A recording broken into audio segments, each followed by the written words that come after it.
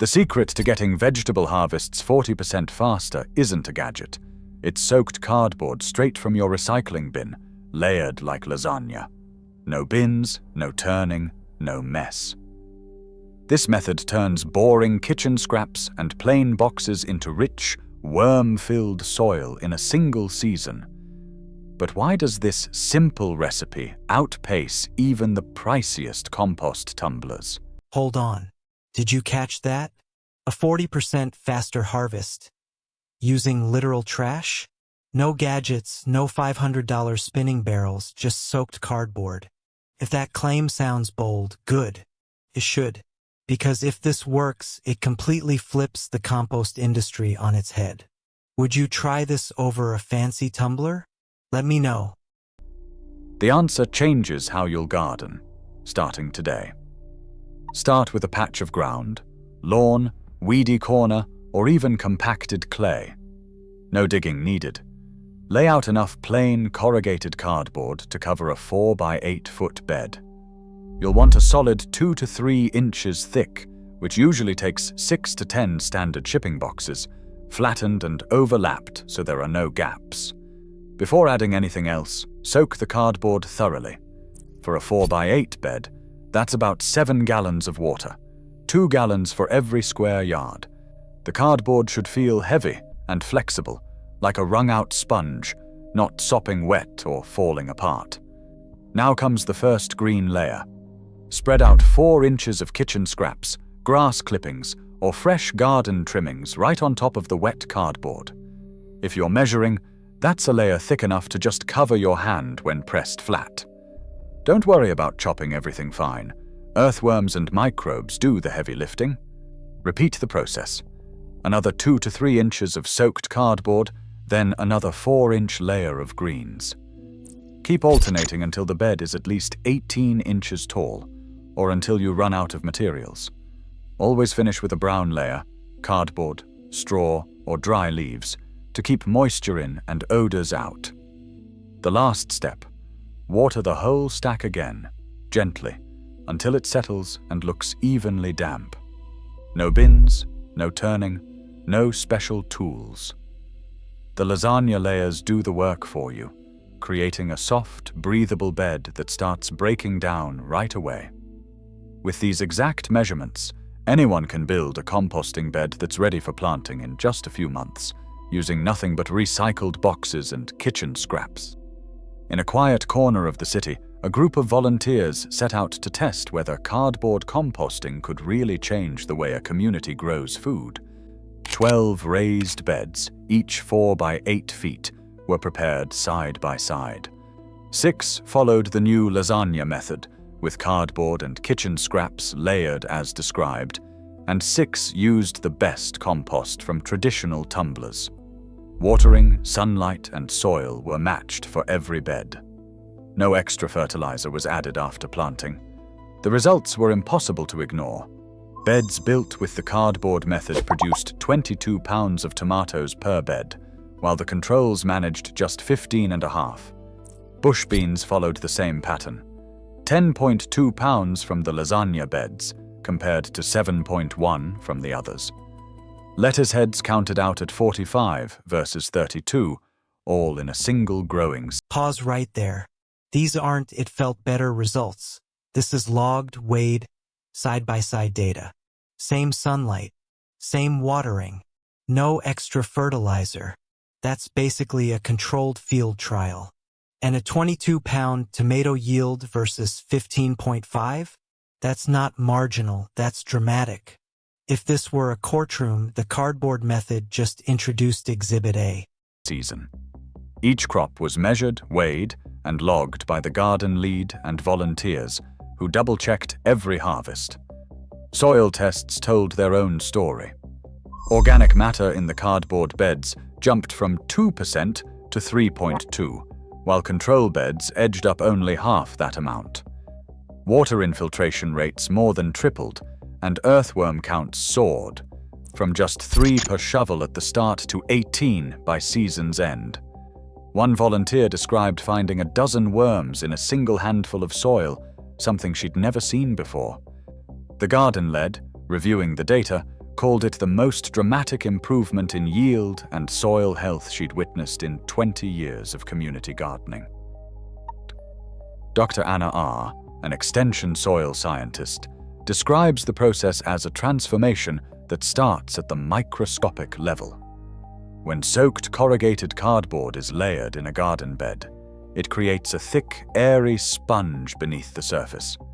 The corrugations, those tiny ridges between layers, trap both water and oxygen, providing ideal. This is the science moment. Corrugation isn't just packaging design, it's structural airflow engineering. Those ridges create oxygen channels, and oxygen is everything in decomposition. Without it, you get anaerobic bacteria, the smelly, slow kind. With it, you get a microbial party underground. The real question is, why aren't more compost systems built like this? Conditions for earthworms and beneficial microbes. As kitchen scraps and grass clippings break down above, the cardboard below holds steady moisture, preventing the pile from drying out or turning sour. This steady environment is exactly what decomposer bacteria and fungi need to multiply. They break down plant material faster, releasing nutrients that roots can absorb almost immediately. The porous structure of the cardboard also works like a network of tiny tunnels, letting air move freely through the bed. That airflow keeps microbes happy and active, while discouraging the growth of anaerobic bacteria, the ones responsible for foul odors and sluggish compost piles.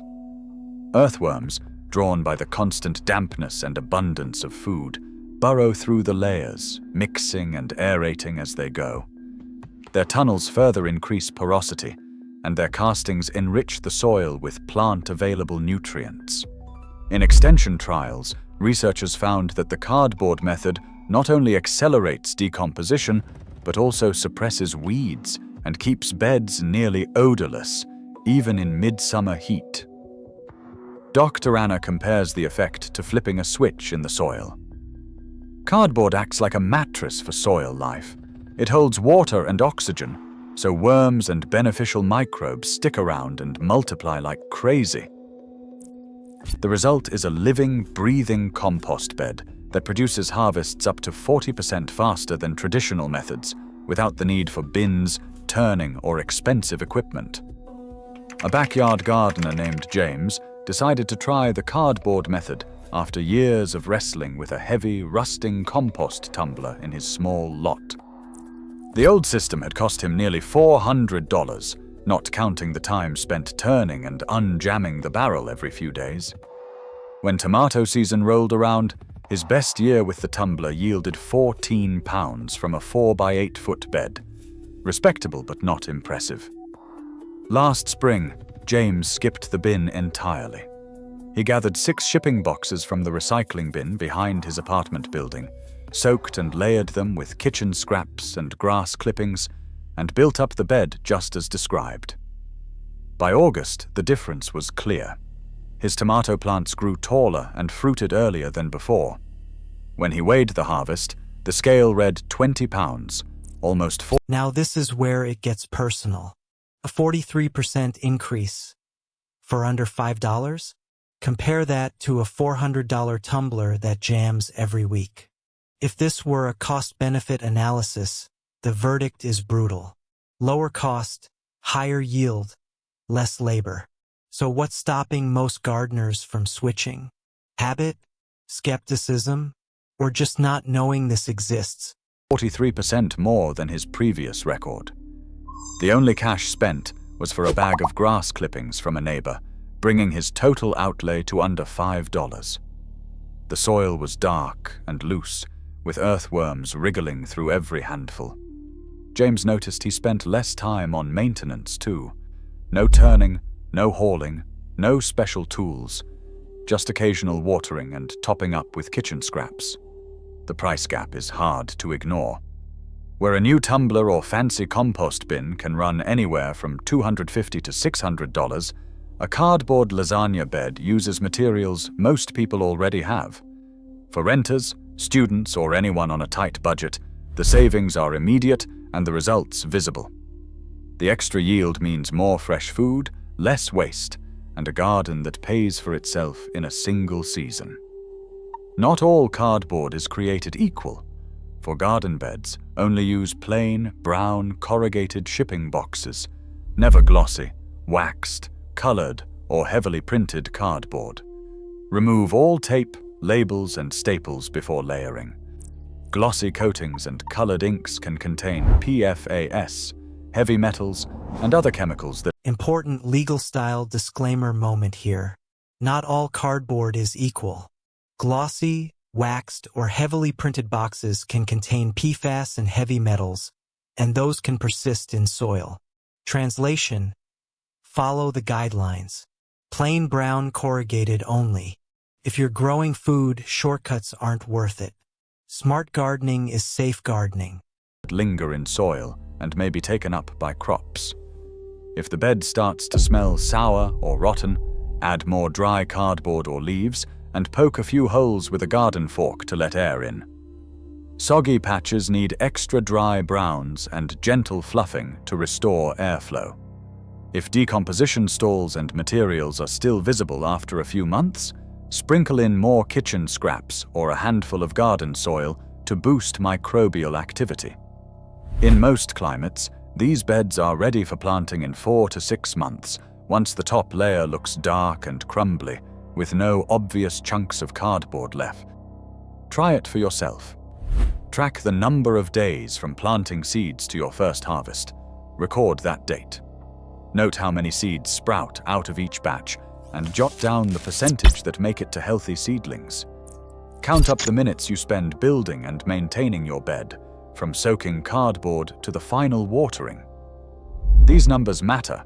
Days to harvest, germination rates, and total labor show exactly how well cardboard composting works in your own soil and climate.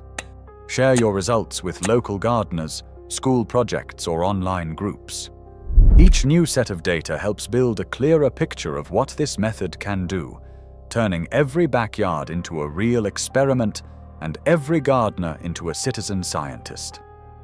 A single season of cardboard lasagna beds produced 40% faster harvests, 22 pounds of tomatoes compared to 15.5 in traditional beds, while increasing soil organic matter from 2% to 3.2%. These results, confirmed by side-by-side community trials and tracked in garden logbooks, show that saturated corrugated cardboard, layered with kitchen scraps, accelerates both crop yields and soil health. Yet questions remain about the long-term effects of trace contaminants like PFAS and heavy metals, as Extension Agency documents caution against using glossy or waxed cardboard.